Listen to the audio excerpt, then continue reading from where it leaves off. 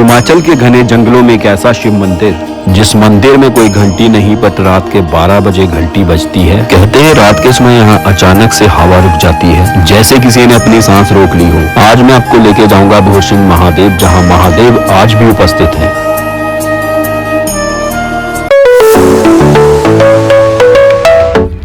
दोस्तों, अगर हम ट्रैफिक की बात करें तो सुबह का सफर ही बेस्ट माना जाता है। हालांकि हम पिंजौर में रहते हैं, बट फिर भी हम सुबह 8 बजे यहाँ के लिए निकल पड़े थे, क्योंकि वीकेंड्स पे काफी रश रहता है। और ये देखो, बाइकर्स भी नीचे से आते हैं स्पेशली राइडिंग के लिए। ये पूरा एंजॉय कर रहे हैं, बट थोड़ा रिस्की भी है। नए रोड तो काफी बन गए हैं, बट आजकल गाड़ियां बड़ी हो गई और ज्यादा हो गई हैं, तो ये हाईवे भी छोटे पड़ने लग गए हैं। तो डिस्टेंस की बात करें तो चंडीगढ़ से अगर आप आ रहे हैं तो लगभग 70 से 80 किलोमीटर के बीच आपको पड़ने वाला है। यहाँ से सीधा कुमारहट्टी, और कुमारहट्टी से आपको राइट टर्न लेना होगा। ओवरऑल रोड कंडीशन की बात करें तो सारा रास्ता काफी अच्छा है।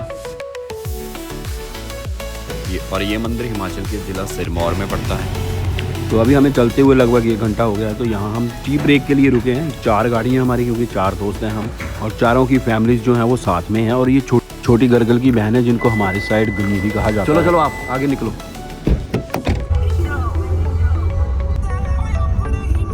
तो ये बिल्कुल एक गाड़ी चलने लायक रास्ता है। और अभी अच्छी बात ये है कि आगे से गाड़ियाँ नहीं है, क्योंकि अगर आगे से गाड़ी आ जाती है तो आपको बिल्कुल मतलब कहीं कहीं तो बिल्कुल पास लेने की ये देखो जगह ही नहीं है। और यहाँ पे चल के आपको ऐसा लग रहा है ना जैसे आप आसमान में चल। ये देखो ऊपर कितनी हाइट पे हम, और नीचे दूर दूर तक दिखाई दे रहा है। तो ये है पार्किंग वाला एरिया, जो सुबह सुबह भी खाली है, बट कुछ देर में ये भर जाने वाला है। तो गाड़ियाँ यहाँ लगा दी हैं। अभी हम चल के महादेव के दर्शन करेंगे। यहाँ आके ना, जैसे यार आपने अगर मंजूमल बॉयज़ फिल्म देखी है ना, तो वैसे वाला सीन याद आता है आपको। ये देखो नीचे दूर दूर तक ना जो घर भी है ना, छोटे छोटे से दिखाई दे रहे हैं।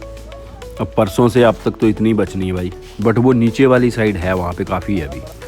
तो ये देखिए महादेव जी की मूर्ति, बहुत विशाल मूर्ति है ये देखो लोगों ने पत्थर के ऊपर टिका के पत्थर रखे हुए हैं। शायद कोई मन्नत वगैरह मांगते होंगे, तब इसको शायद रखा जाता है। जो लोग भी भंडारे वगैरह कराते होंगे या नॉर्मल लंगर जब बनता होगा, तो ये उसकी रसोई है। यहाँ पे आप देख सकते हैं, ये परमानेंट शेड के नीचे है। आज शायद लाइट यहाँ पे नहीं है, तो इसीलिए शायद ये जनरेटर वगैरह चला रखा है।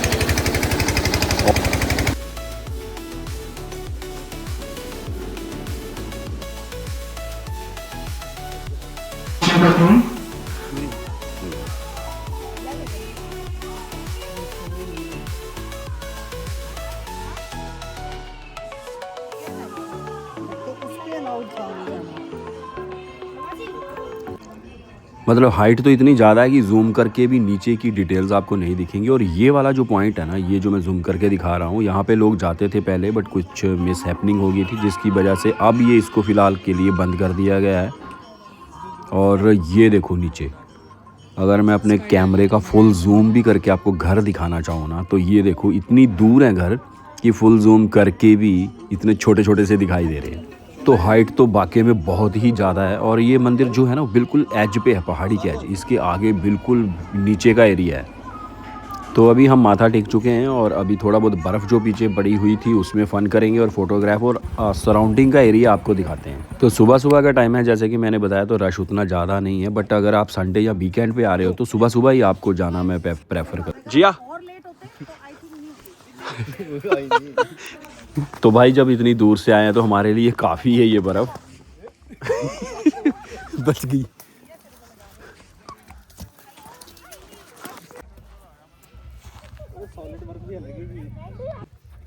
जितनी है उतने से गुजारा करो।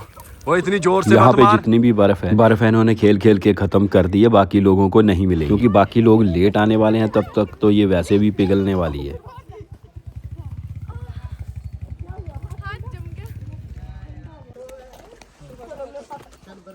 बहुत ही ज़्यादा डेंजर जोन है इधर।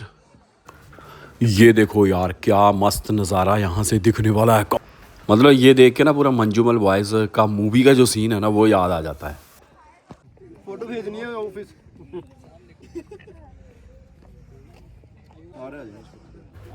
कई बार क्या होता है ना कि आपकी तारीफ कोई नहीं करे तो आपको खुद ही कर लेनी चाहिए, जिससे आपको मोटिवेशन मिलती रहती है। भाई ध्यान से, मैं अपना फ़ोन देखो हाथ में ही पकड़ के रखता हूँ, और मेरे हाथ में ही गिम्बल स्टेबलाइजेशन है, इसीलिए मेरे वीडियो में फुटेज जो है ना वो बिल्कुल स्मूथ मिलती है। छतरी की शेप का शेड बना हुआ है ये बिल्कुल टॉप पे, और यहाँ से बिल्कुल बाहर का दूर का नज़ारा जो है वो बहुत खूबसूरत दिखाई देता है। और भाई इसकी ना कोई भी जगह ऐसी खाली नहीं है जिसपे जहाँ पे लोगों ने अपने नाम नहीं लिखे हुए हैं। पिंजौर बॉयज। तो भाई इन्होंने भी अपनी परंपरा निभा दी और लिख दिया है। तो जब भी घूमने आए ऐसी जगहों पर स्पेशली बच्चों का ज़रूर ध्यान रखें। एक्साइटमेंट में अक्सर सुरक्षा में चूक हो जाती है। ठीक आ रही है फोटो?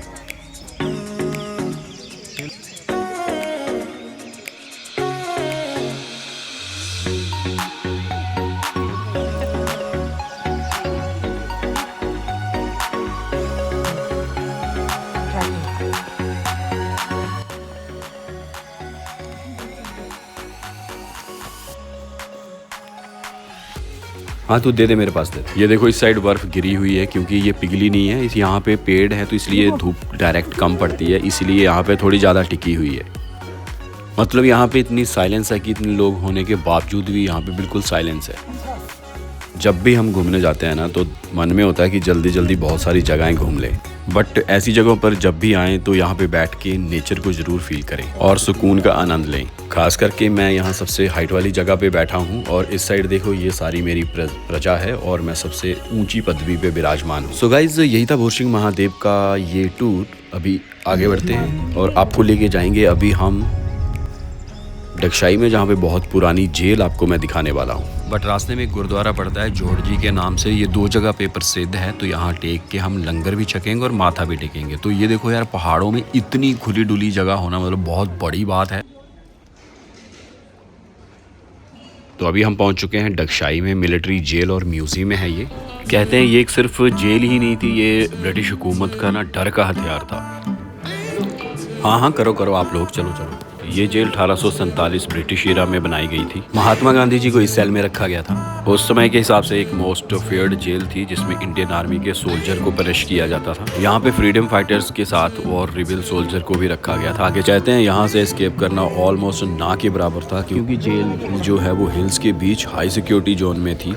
और वाकई में जेल के अंदर का माहौल जो है वो काफ़ी डरावना होता है। और आज भी इसकी जो बनावट है या इसकी लकड़ी की जो लाइफ है, मतलब लकड़ी एकदम फ्रेश दिखती है। सागौन लकड़ी से बनी हुई है ये सारी की सारी जेल और बहुत मजबूत लकड़ी है। तो इस जेल के अलावा यहाँ पे एक मुर्दा घर है जो कि यहाँ से लगभग 1.5 किलोमीटर की दूरी पे है। मतलब कार आप वहाँ पे ले जा सकते हो। तो ये है वो ग्रेवयार्ड यानी कि मुर्दा घर जहाँ पे लाशों को दफनाया जाता था। और मैं तो कहता हूँ आप यहाँ पे ज़रूर आओ, और जब भी आप यहाँ पे आएँ तो सिर्फ फ़ोटो मत लेना, यहाँ महसूस भी करना वो मंज़र, वो दौर जब लोगों ने कुर्बानियाँ दी थी और जिनकी वजह से ही आज शायद हम ऐसे घूम पा रहे हैं और अपनी लाइफ को एंजॉय कर रहे हैं। तो यही था गाइज आज का ब्लॉग। मिलते हैं एक और नई वीडियो में, तब तक के लिए bye bye and take care.